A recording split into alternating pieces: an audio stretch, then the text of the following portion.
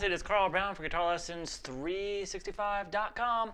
Today we're going to look at how to play Big Empty by Stone Temple Pilots. So this was, originally recorded on an electric guitar, obviously, with some kind of slide guitar over it. I'm not going to do the slide guitar parts. I don't really want to get in that tuning. It's like an open G tune if you want to do it like the recording.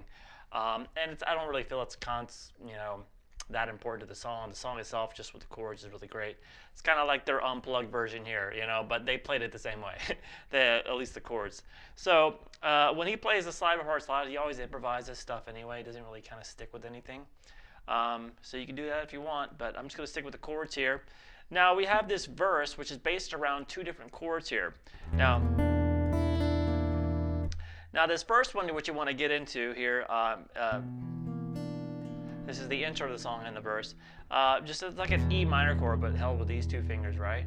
And then what we're going to do add on top is a third fret on the G and a third fret on the B.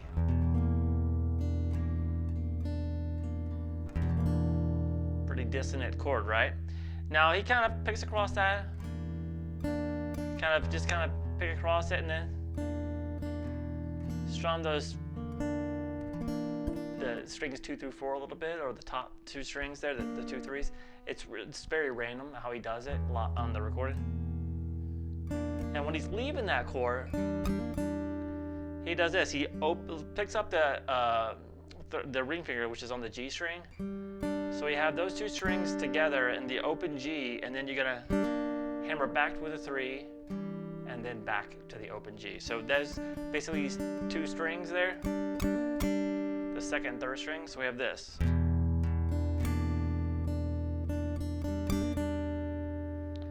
Then we take it to this is actually a C dominant 7 chord right here that he's going to go to.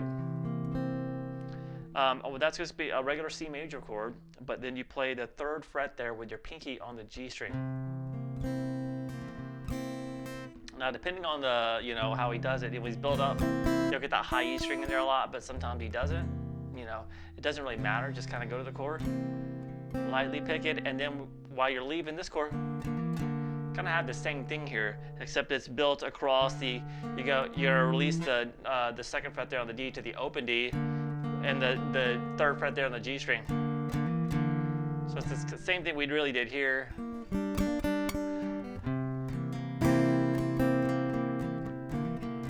And then back. So back to the low E string. Back to that.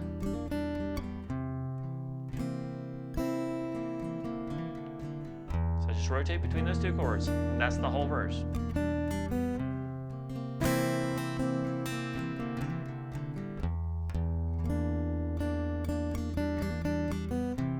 And he builds up this C7 when it's going to the chorus, and the chorus is one G shape, really, that we just take up the fretboard. It sounds like this.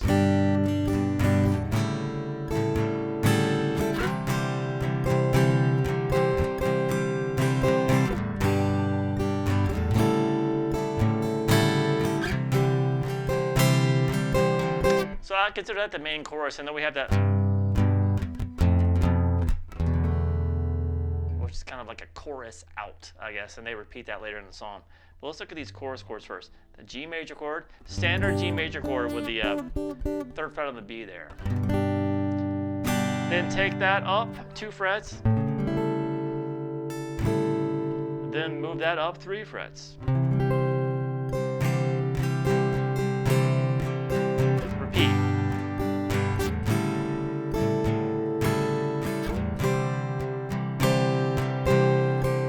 A standard 8th note strumming feel. Nothing very and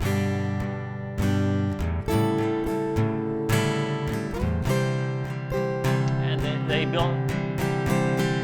The last time I played that, they build up to this little chorus out riff.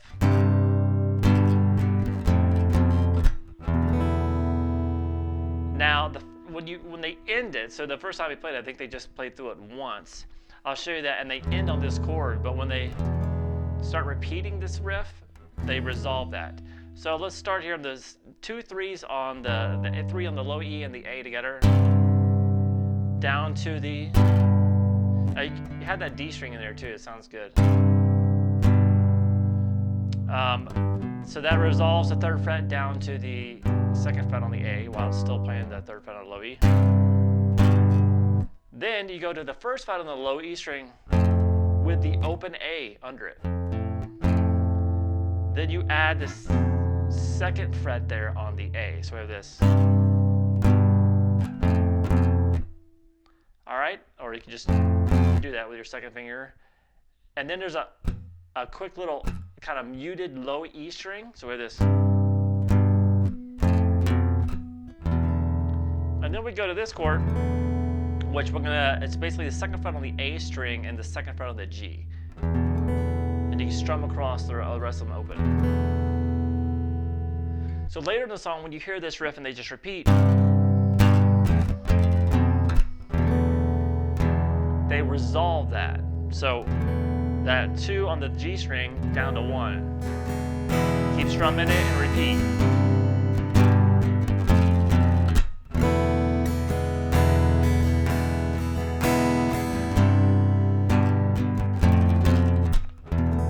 And whenever they end it, they always just stop on that suspended chord there. All right, so the only other section we have of the song is this little bridge, which sounds like this.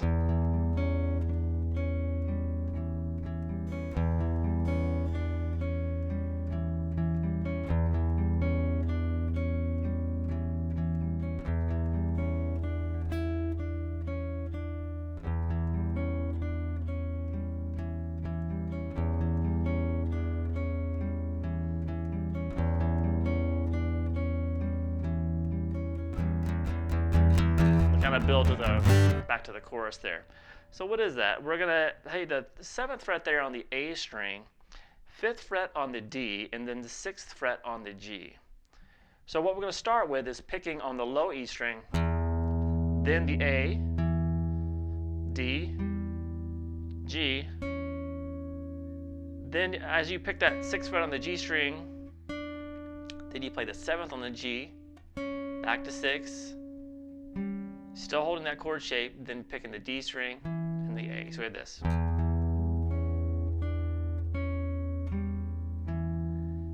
After you do that, then pick across the 3 strings again one more time, starting from the A.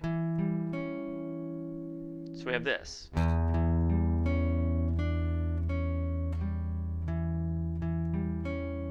And then you just repeat that.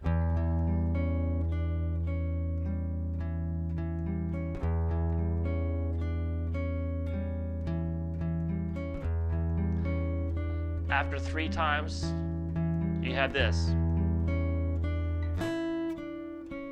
which is picking across, then get to that 6, going up to 7, going all the way up to the 5th fret on the B string, back to the 7 on the G, 6, 7. So, which is that's the 4th time through. Then he just goes back to the original riff.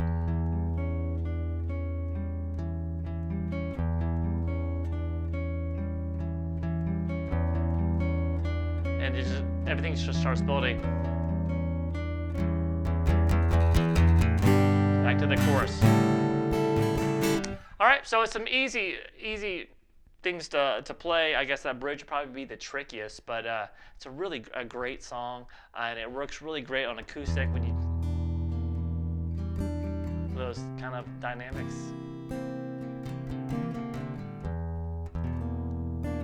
Anyway, so I hope you guys enjoyed it. I'll see you again soon for GuitarLessons365.com.